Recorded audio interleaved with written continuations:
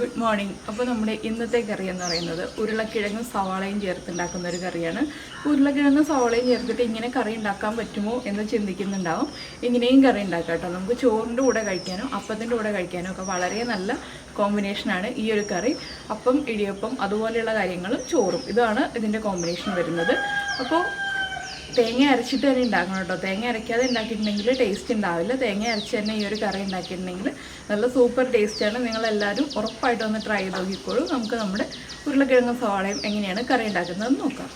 നമുക്ക് നമ്മുടെ ഇൻഗ്രീഡിയൻസ് നോക്കാം. നമ്മളിപ്പോൾ ഒരു 3/4 കപ്പ് തേങ്ങ ചിരവിയത് എടുത്ത് വെച്ചിട്ടുണ്ട്. ഇതിലേക്ക് 3 ഉരുളക്കിഴങ്ങാണ് എടുത്തിട്ടുള്ളത്. 3 ഉരുളക്കിഴങ്ങിന് ഒരു വലിയ സവാള എടുത്തിട്ടുണ്ട് കേട്ടോ. നിങ്ങളുടെ ഇഷ്ടമനുസരിച്ച് സവാള കൂട്ടുക കുറയ്ക്കുക ചെയ്യാം. പക്ഷേ സവാള ഒരുപാട് കൂടിയിട്ടുണ്ടെങ്കിൽ ആ മധുരമായിരിക്കും കറിക്ക്. അതുകൊണ്ടാണ് നമ്മൾ ഒരു സവാള എടുത്തിരിക്കുന്നത്. പിന്നെ വേണ്ടത് പച്ചമുളകാണ്. പച്ചമുളക് നമ്മുടെ എരിവനുസരിച്ച് ചേർക്കുക. എന്താണെന്ന് വെച്ചാൽ നമ്മളിതിലേക്ക് മുളക് പൊടിയൊന്നും ചേർക്കുന്നില്ല. പച്ചമുളകിൻ്റെ എരിവ് മാത്രമേ ഉണ്ടാവുള്ളൂ. പിന്നെ ഞാൻ എടുത്തിട്ടുള്ളത് ഒരു പീസ് ഇഞ്ചിയാണ്. അതുപോലെ തന്നെ നമ്മുടെ കറിവേപ്പിലയും എടുത്തിട്ടുണ്ട്. ഇതിലേക്ക് തക്കാളി ഒന്നും ചേർക്കരുത് കേട്ടോ. തക്കാളി ഒന്നും ചേർത്താൽ പെർഫെക്റ്റ് ആവില്ല കറി. അപ്പോൾ ആദ്യം നമുക്ക് ഈ ഉരുളക്കിഴങ്ങും സവാളയൊക്കെ ഒന്ന് കട്ട് ചെയ്ത് നമ്മുടെ ചട്ടിയിലേക്ക് വെച്ച് കൊടുക്കാം. ഞാൻ ചട്ടിയിലാണ് കുക്ക് ചെയ്യുന്നത്. നിങ്ങൾ കുക്കറിലാണ് കുക്ക് ചെയ്യുന്നതെങ്കിൽ ഒറ്റ വിസിൽ മതി കേട്ടോ കുക്കറിൽ. ഉരുളക്കിഴങ്ങിൻ്റെയും സവാളയുടെയും ലെവലിൽ തൊട്ട് താഴെ നിൽക്കുന്ന രീതിയിൽ വെള്ളം ചേർത്തിട്ട് ഒരു വിസിൽ കുക്കറിൽ എടുക്കുക. അപ്പോൾ കറക്റ്റായിട്ട് കുക്കായി കിട്ടും. ചട്ടിയിലാണെങ്കിലുള്ള കാര്യം ഞാൻ പറയാം. അപ്പോൾ ഞാനിതൊന്ന് കട്ട് ചെയ്തെടുക്കട്ടെ. അപ്പോൾ നമ്മൾ നമ്മുടെ ഉരുളക്കിഴങ്ങ് സാധാരണ മെഴുക്കുരുട്ടി കട്ട് ചെയ്യുന്ന പോലെ കട്ട് ചെയ്തെടുത്തിട്ടുണ്ട്. അതുപോലെ തന്നെ സവോള ചെറിയ ക്യൂബ്സ് ആയിട്ട് കട്ട് ചെയ്തെടുത്തിട്ടുണ്ട്. വലിയ ക്യൂബ്സ് അല്ല, ചെറിയ ക്യൂബ്സ് ആയിട്ട്.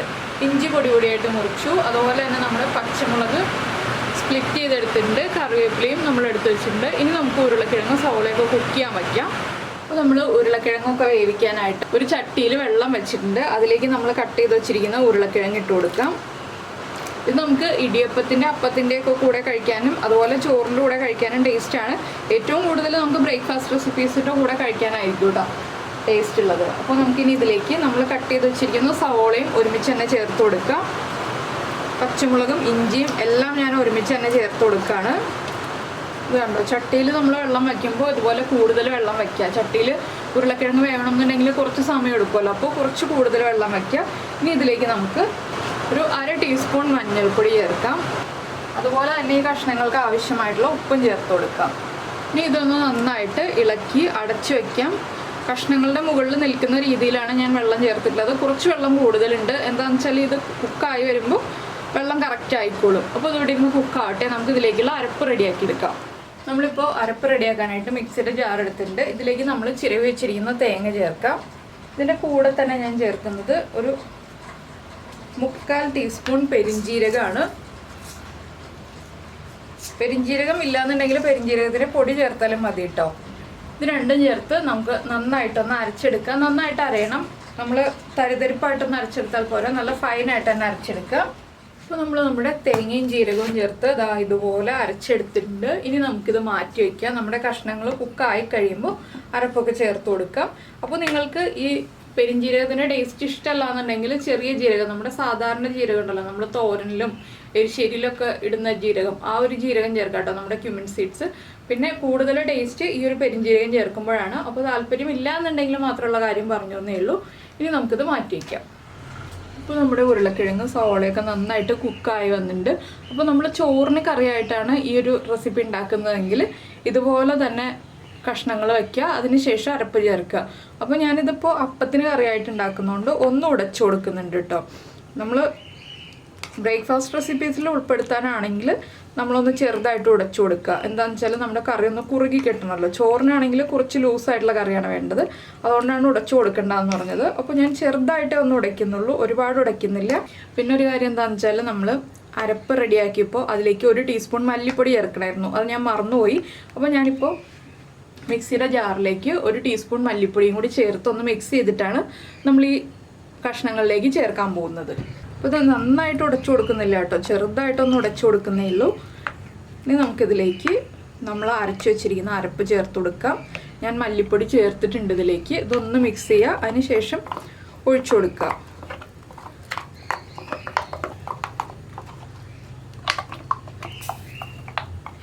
അരപ്പ് ചേർത്തിട്ട് വല്ലാതെ തിളയ്ക്കരുത്. അത് നമ്മൾ പ്രത്യേകം ശ്രദ്ധിക്കണം. നന്നായിട്ടൊന്ന് ചൂടായി വരാനേ പാടുള്ളൂ. പിന്നെ നമുക്ക് കുറുകി കിട്ടണം എന്നുണ്ടെങ്കിൽ, നന്നായിട്ട് കുറുകി കിട്ടണം എന്നുണ്ടെങ്കിൽ ഒരു 10 കാഷ്യൂനട്ട് ഒന്ന് വെള്ളത്തിൽ സോക്ക് ചെയ്തിട്ട് ഈ തേങ്ങ അരയ്ക്കുമ്പോൾ അതിൻ്റെ കൂടെ ഒന്ന് അരച്ചെടുക്കുക കേട്ടോ. നന്നായിട്ട് കുറുകണം എന്നുണ്ടെങ്കിൽ മാത്രം.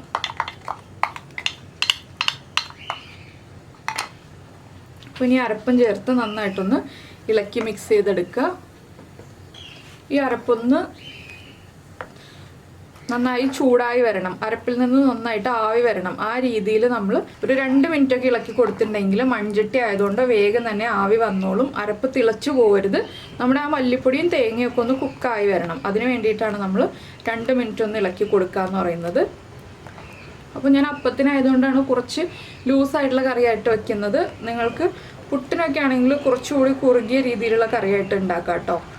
അതൊക്കെ നമ്മുടെ ഇഷ്ടത്തിനനുസരിച്ച് വ്യത്യാസം വരുത്താം കറിയിൽ ഗ്രേവിയുടെ അളവ്. അപ്പോൾ ഇതിലേക്ക് വെള്ളം ചേർക്കുന്നില്ല. നിങ്ങളുടെ കഷ്ണങ്ങൾ വെന്ത് വരുമ്പോൾ വെള്ളം കുറവാണെന്നുണ്ടെങ്കിൽ മാത്രം കുറച്ച് വെള്ളം നമ്മുടെ മിക്സിയുടെ ജാറിലേക്ക് ചേർത്തിട്ട് ഒന്ന് ചുറ്റിച്ച് ഒഴിച്ചു കൊടുക്കാം.